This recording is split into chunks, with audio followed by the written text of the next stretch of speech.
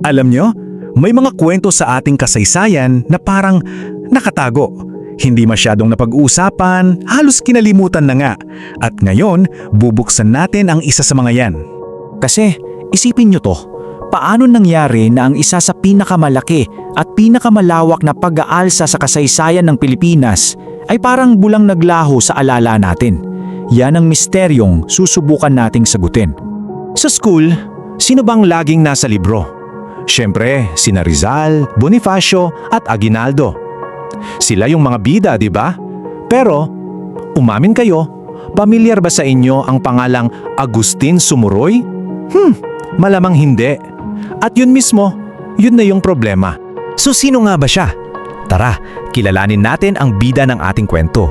Ang bayaning, well, dapat sana ay kasama sa mga librong binabasa natin sa araling panlipunan. At eto yung nakakagulat. Tingnan nyo yung petsa, 1649. Grabe, mahigit 200 taon pa yan bago sumiklab ang revolusyon ng 1896. Ibig sabihin, bago pa man ang mga bayaning kilala natin, matagal nang lumalaban ang mga ninuno natin. So bakit nga ba sila nagalsa? At gaano ba kalaki tong rebellion na to?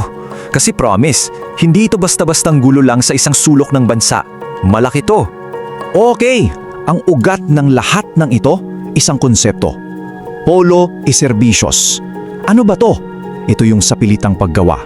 I-imaginein mo ha, kukunin ka sa pamilya mo, ipapadala ka sa isang malayong lugar para magtrabaho at wala kang sahod.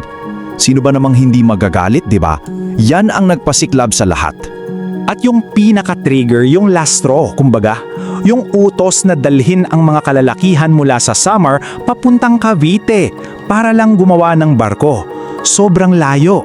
Para kay Sumuroy at sa mga kababayan niyang waray, tama na, sobra na. Laban na to para sa kanilang dignidad. At para patunayan na hindi ito isang local issue lang, tingnan nyo to. Nagsimula sa Palapag, Samar, pero kumalat na parang apoy. Umabot ng Bicol, Mindanao, Zamboanga at pati Albay. Iba't ibang lugar, iba't ibang grupo ng tao, pero iisa lang ang kanilang sigaw. Ganyan kalawak to. At ito ang mahalagang punto. Kapag nakafocus lang tayo palagi sa 1896, parang hindi natin sinasadyang binubura ang halos 300 taon ng paglaban na nangyari bago yon. Ito ang mga kwentong nagbigay daan sa rebolusyong kilala nating lahat. Okay, so kung ganun pala siya kahalaga at kalaki, bakit hindi natin ito alam? Bakit hindi ito tinuturo sa mga paaralan? Yan ang susunod nating alamin. Relate ba kayo dito? Hindi ito itinuro sa paaralan. Galing yan sa isang komento, pero parang boses nating lahat, no? Ito yung katotohanan eh. Maraming bayani, maraming kwento na hindi talaga umabot sa mga classroom natin. At ang dahilan? Eto na. Ang tawag dito ay Manila-centric history. Simple lang ang ibig sabihin yan. Kung nangyari sa Maynila o malapit sa Maynila, mahalaga. Yan ang official story. Pero kapag nangyari sa mga probinsya, madalas nagiging extra na lang, footnote na lang sa kasaysayan. At dito natin malinaw na makikita yung epekto niyan. Sa opisyal na kwento na galing sa sentro, anong tingin nila? Isang maliit na insidente lang yan. Pero kung tatanungin mo ang mga taga-rehiyon, iba ang kwento. Para sa kanila, ito ay isang organisadong paglaban na tumagal ng halos 1 taon. Kitang-kita yung pagkakaiba, di ba? So ito yung tanong ngayon.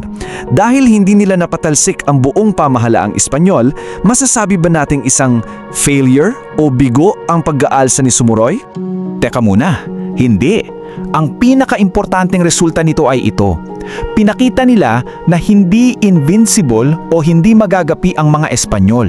Pinatunayan nila na kapag ang mga tao ay nag-aisa at nanindigan, may laban sila. At yung ideyang yan, yun ang naging inspirasyon para sa mga sumunod na henerasyon.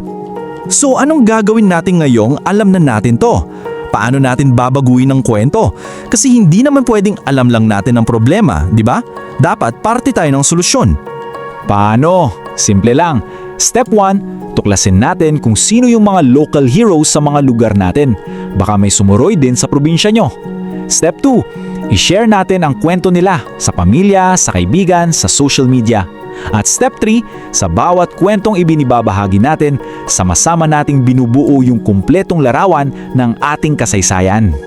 Kaya iiwan ko sa inyo ang tanong na to. Kung hindi natin ikwekwento ang mga istorya nila, Sino pa? Tandaan natin, ang kasaysayan ay hindi lang para sa mga nasa libro. Tayo rin ang nagsusulat nito. Sa bawat kwentong hinuhukay at ibinabahagi natin, binibigyan natin ng boses ang mga matagal ng pinatahimik. Kung hindi tayo kikilos, baka manatili na lang silang nakalimutan habang panahon. Kung nagustuhan mo ang kwentong ito, huwag kalimutang i-like ang video, mag-subscribe at i-on ang notification bell para sa iba pang alamat at kwentong bayan.